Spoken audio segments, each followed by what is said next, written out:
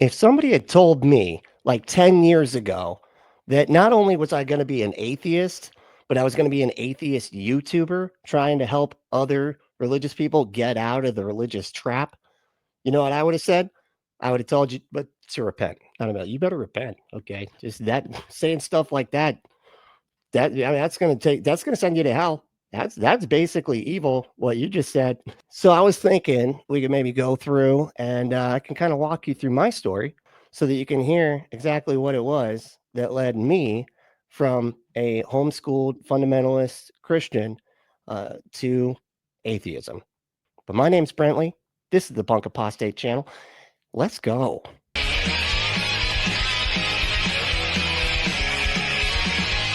Welcome back to my channel. And if you're new here, maybe just try hitting that subscribe button if you enjoy atheist content.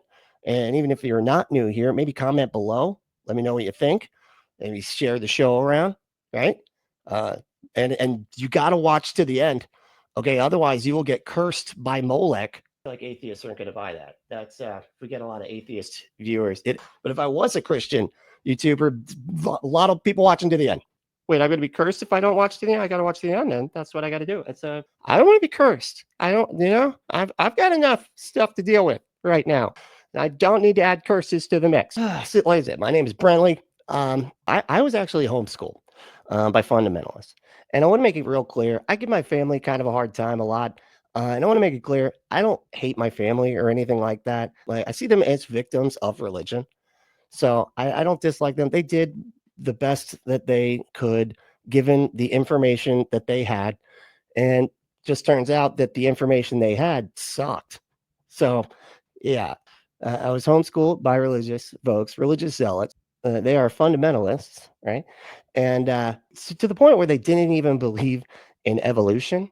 In fact, my science book is called the amazing story of creation from science and the Bible. And you know who it's written by? Never going to believe this. Dwayne T. Gish, who made famous the Gish Gallop, which we all know is a horse riding strategy that you have to, if you hit them just right and it does its thing. No, I'm just kidding. That's not what it is. It is a fallacious way to debate or a dishonest way to debate where you kind of just throw out as many lies as humanly possible. And then whoever you're debating with, they can't really get to every single item on the list. When this Gish guy, he was debating people about evolution, and he would say, oh, this proves evolution isn't true. And so does this, and so does this, and so does this, and so does this, and so does this, and so does this, and so does that. Right. And the person that they're debating with would have to sit there and do all the extra work to dispel every single one of those lies. Right.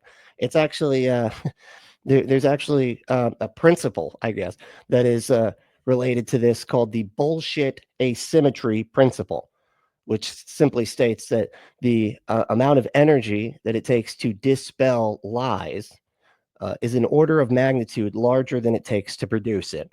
So this is my science book, right? And my science book was all about how scientists are liars and everything that they are teaching kids as it applies to evolution is just lies because they hate God. I'm not even kidding. One of the beliefs that I was taught in science class, I want to make that pretty clear, was that dinosaurs were on Noah's Ark. In science class, that was one of the facts I learned in science. And as a kid, you don't question this type of stuff. Of course they're going to believe it. Your parents said it. Why would they lie? Why would they want to teach me things that don't make any sense, right? That doesn't make sense, right? So of course, a kid, you're thinking, yeah, everything that I'm being taught is reasonable and something that will help me in life. Mainly because I think my parents, at the time, I believed they don't want me to be cast into an eternal torture chamber. And so the best way to make sure that I don't get cast into the eternal torture chamber is to act like your religion is scientifically factual. Why not? So that's what they did. But not only was the evolution an issue at the time, but it was also around the time of the Satanic Panic. Now, I know there's been a bunch of them, right? It kind of just sort of seems to keep on going. There really doesn't seem to be a time where there was like no satanic panic, like, oh, between 2005 and 2010, no satanic panicking going on. No, it just sort of keeps going, just sort of changes faces. By that time, it was Bohemian Grove and crap, right? Alex Jones and all that stuff. But the satanic panic that I was raised in was during the time of Saturday morning cartoons like Beetlejuice and Ghostbusters. Another one, yeah. Smurfs. Couldn't watch Smurfs. Yeah, because they didn't want me to catch any demons in my brain from watching cartoons. You don't want to catch demons in the face, right? You know, you don't. They can get through screens. I don't know if you know this about how demons work. They can get through TV screens, especially through cartoon form, because kids are just way too into it. And those demons just hop from the screen into your brain, right? No, but seriously, they really did think stuff like that. And so any cartoon that had any kind of magic in it, specifically like, you know, witchy magic, right? Specifically that kind, I was not allowed to watch. I mean, a lot wasn't allowed, but definitely nothing with any kind of magic. I wasn't allowed. There were certain Disney movies I wasn't allowed to watch. I wasn't allowed to watch Bed Knobs and Broomsticks. You know why? Because I was told that the spells in that movie were actual witchcraft spells. You don't want to just be watching a movie, right? And they start saying spells, and then all of a sudden a flaming pentagram shows up on the floor, and then out comes the demon. You know, you don't want that. That's a bad day for everybody, right? So they had to keep that from happening, right? So no magic in the cartoons. Okay.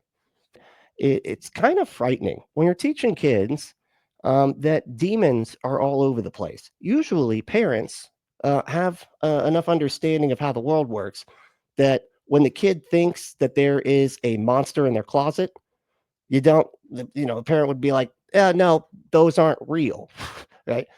Not my family. No, you, no, they're real. Yeah, they're real. And they'll get you as long as you aren't doing your quiet times every day, right?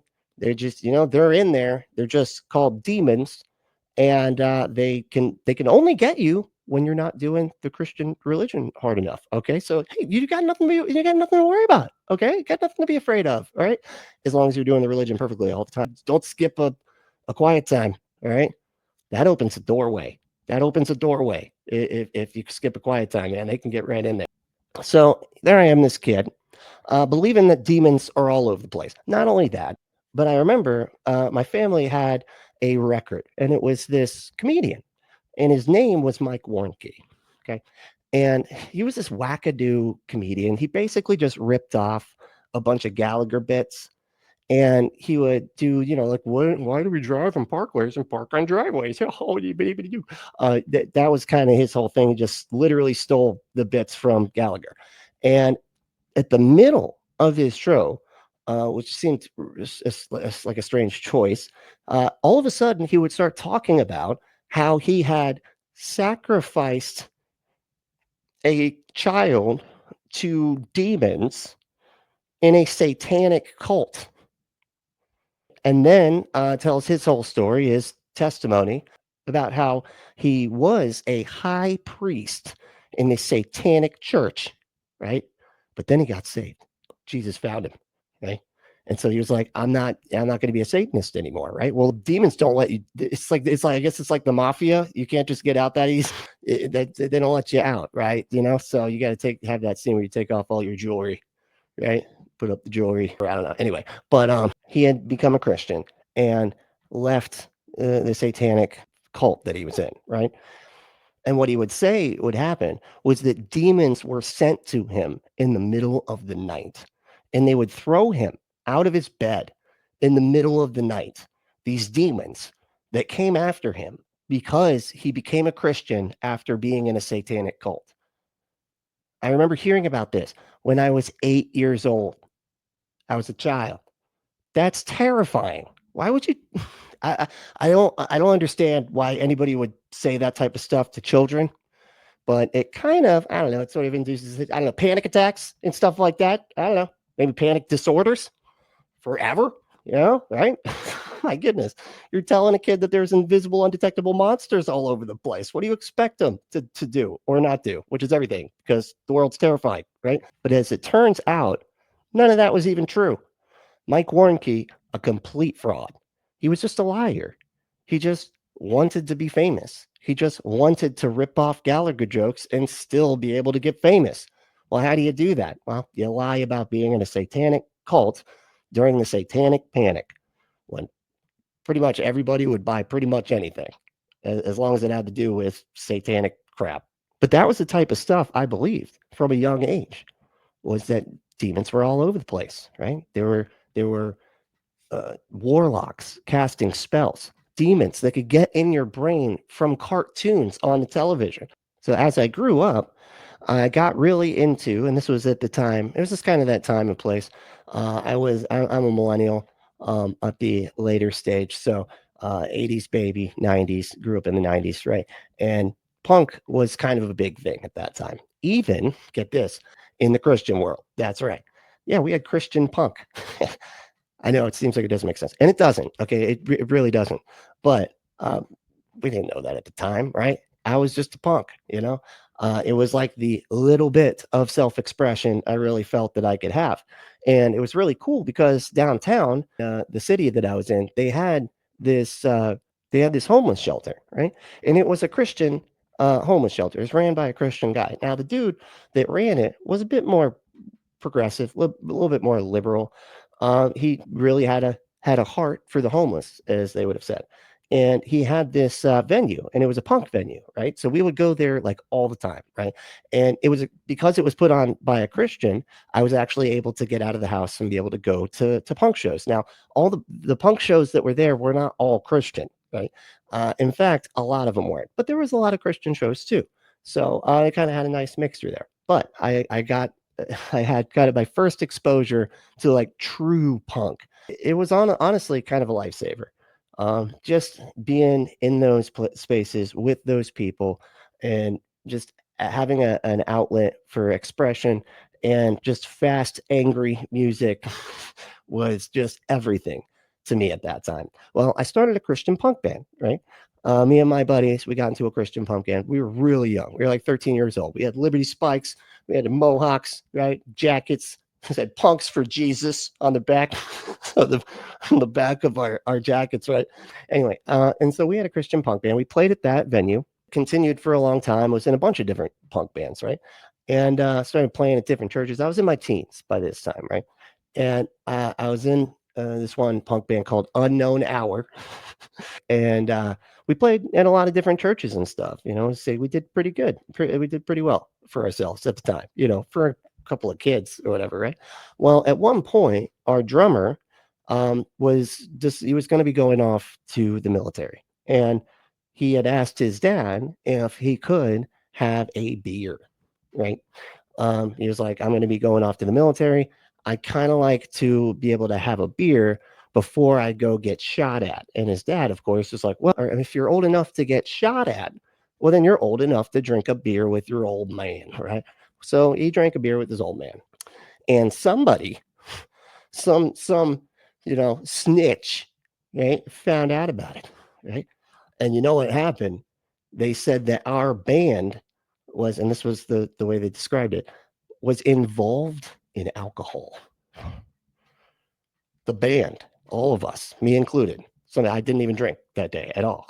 I'd never had a beer at that point, but I was involved in alcohol because of my friendship with my friend who was going off to the military, who asked if he could have a beer with his dad. Anyway, and at the time, I was literally, I was doing every single, I was at church every single day. It was crazy because it was like fundamentalist, right? We were fundamentalists, but we were allowed to be punk and stuff. I think because they saw it as kind of a witnessing thing, right? Where it's like, oh, if you look all punk and stuff, maybe you can go out and witness to more people, right?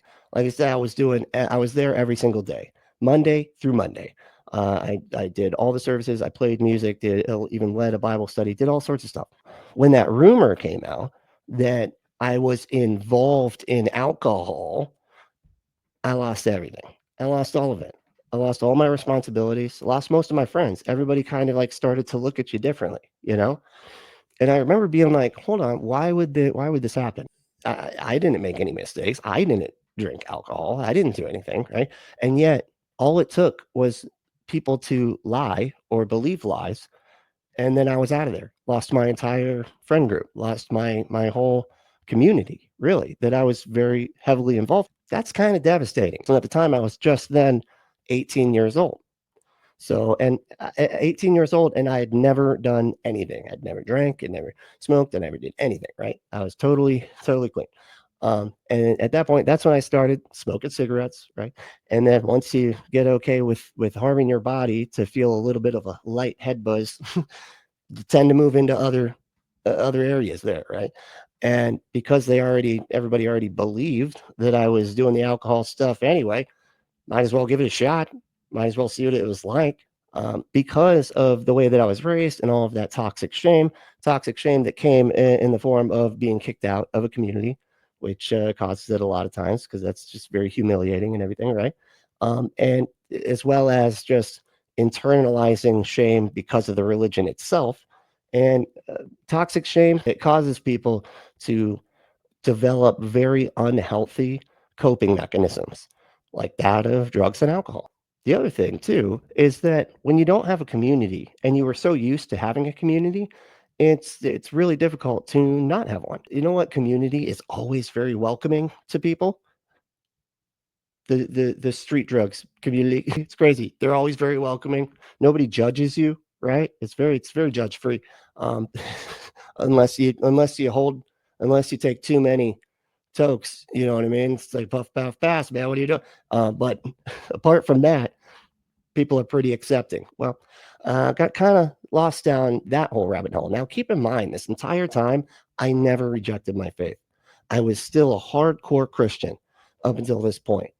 I got really stuck on opiate type drug. This was also at the time of the opiate epidemic. And so I had gotten in a car accident. I had hurt my back. And I went to one of those pain doctors, not really realizing that they weren't really legit. It was like one of those mills, those pill mills. And so I was just sort of taking the stuff, this as it was prescribed, but I got stuck on it, right? And then, of course, all the doctors got shut down that time and place. The epidemic, it's in Florida too, this was the epicenter. And so got really stuck on all that. Keep in mind, still a Christian, still trusting in Jesus. Right? Had the hardest time stopping all this stuff. Went to the methadone clinic, was doing that for a long time. Kept on trying to get clean through the power of Jesus, right? The power of Jesus. Like, you got to stop trying to do this on your own, buddy. Okay. You need to let Jesus do it. Let Jesus handle it, bro. Okay. And I'll be like, okay, yeah, I'm trying to.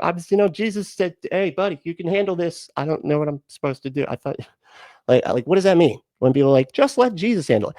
You're trying to do too much on your own. Just let Jesus do it. And you're like, I get sick when I don't take it. I don't, I'm trying to let Jesus do. He's not doing anything, man. So for years, I went on like, but ended up homeless and ended up actually getting arrested, getting robbed, and becoming homeless all within a week, which was quite traumatizing. You know what I mean? And then I was on the streets for about a year after that. So there I was, homeless, addicted, just really struggling to survive. And I was still a Christian, still reading the Bible every single day, doing everything I possibly could to have to allow Jesus to help me out of this pit so that I could regain my life. But it never happened. Something clicked, something changed, right? And I started to see that the Bible didn't really make a whole lot of sense. One of the places that I realized this was when I came across a YouTube video, an atheist YouTube video, of a magician guy named Eli Bosnick asking people what the smallest seed was. It was just sort of random. And I was like, oh, I know this one. It's the mustard seed because that's in the Bible. And I remember his response, nope, not even close. Nope, not even close. You're way off. And I'm like, what? What do you mean? And I looked it up, and sure enough, the mustard seed is not the smallest of all seeds. Like Jesus himself said. And honestly, that was like pretty much at that point all it took for me to go, huh, I don't think any of this stuff is true. I kind of think that maybe I've bought the bullshit my entire life. Because another thing that they said was, if you were born in a Muslim country, do you think you'd be a Christian? Well, given the way I was raised, if they did the same thing that my parents did, which was only allow me to have information that validated the beliefs that they wanted me to have, then I definitely would have been a Muslim, which kind of throws a wrench in the whole thing if you're a Christian. Now, at that point, I desperately needed to get free of these opiates, and I was really struggling. Luckily, I was able to barely afford to go to a methadone clinic and was going there, and I had a counselor. The counselor recommended that I go to a detox. I went to the detox and did that. And when I was there, I deconstructed and deconverted from Christianity. And for the first time, started actually listening to the therapists when they said, hey, here's the kind of stuff you got to do, right? You know, you have this kind of illness, you've developed a condition, SUD, substance use disorder. So they kind of treated it not like I was broken, not like I was garbage, like I was a broken piece of shit, like I thought, right? No, I just developed a disorder because of everything I had been through. And so I was like, wow, that makes a lot more sense than just letting Jesus fix me, who conveniently just wouldn't for whatever reason. And of course, I always thought at the time, it's like, well, I guess I'm being tested, you know, because you're always just being blessed or tested. That's it. Those are the only two options. No matter, like good and bad things can happen, and you're being blessed or tested, and that's it. But I finally started to see that none of this stuff was true. The cracker crumbled pretty quickly at that point. And once I completely deconstructed and deconverted, I was able to stop doing all of those drugs and alcohol and everything else a lot easier, which is kind of crazy. You usually hear it in the opposite direction, right? And you know, usually people are like, oh, I got to get my life right. And they go to Christianity to get that. When Christianity for me was basically what caused me to have all those anxiety and all the panic and all the toxic shame and everything like that I was trying to cope with my entire life.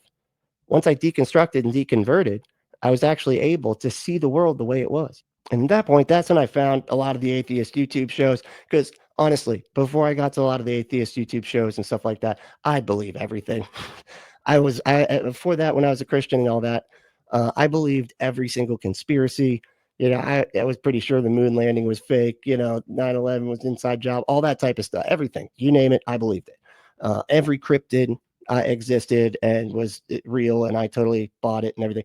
Every ghost, every demon, all that type of stuff. I had no critical thinking skills at all. Because when you're raised that way, they don't teach critical thinking skills. They teach just believe what I tell you, even if it's completely insane and doesn't make sense. So ever since then, atheism has pretty much saved my life.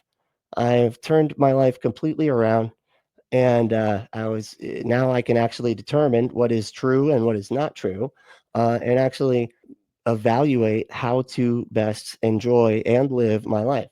And I never would have been able to do any of that had I stayed in the brain cage that is religion. If you don't mind, maybe smash that like button. Okay. I'd really appreciate it. It goes a long way for that old algo rhythm, right?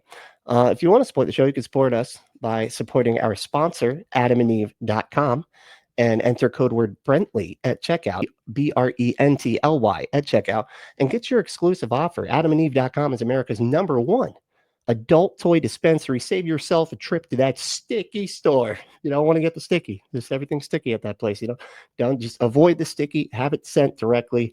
And adamandeve.com has the catalog with everything in it, and I guarantee they got something for you. Go to adamandeve.com, enter code word Brently at checkout, and get your exclusive offer. Get your butt some stuff. If you want to support the show, you can support us by supporting our sponsor, adamandeve.com, or you can do a bunch of other stuff, right? You can become a patron at patreon.com/punkapostate. You can also do a one-time payment on Cash App, and the cash tag is punkapostate, all one word. You can become a member and get all sorts of extra perks and early content and things like that.